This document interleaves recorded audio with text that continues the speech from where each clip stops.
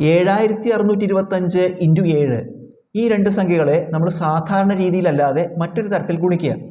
7625 ഇതിലത്തെ ആദ്യത്തെ അക്കം എടുക്കുക 7, അതിനുശേഷം 3 അക്കം ഉള്ളത്.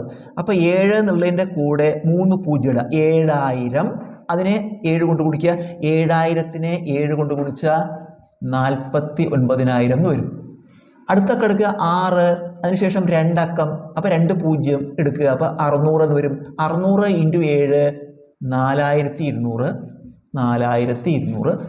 അടുത്ത അക്കം എടുക്കുക 2, അതിനുശേഷം ഒരക്കം, അപ്പോൾ ഒരു പൂജ്യം ഇടുക. 20 ഇൻറ്റു 7 140. അടുത്ത അക്കം എടുക്കുക 5, അതിനുശേഷം സംഖ്യ ഇല്ല, അതുകൊണ്ട് പൂജ്യം ഇടണ്ട. 5നെ 7 കൊണ്ട് ഗുണിക്കുക. 5 7 35. ഇനി ഇതെല്ലാം കൂടി കൂട്ടുക. ഇവിടെ കൂട്ടുമ്പോൾ 5, ഇത് കൂട്ടുമ്പോൾ 7, ഇവിടെ കൂട്ടുമ്പോൾ 3, 9 4 13, ശിഷ്ടം 1 1 4 5. ഉത്തരം 53375.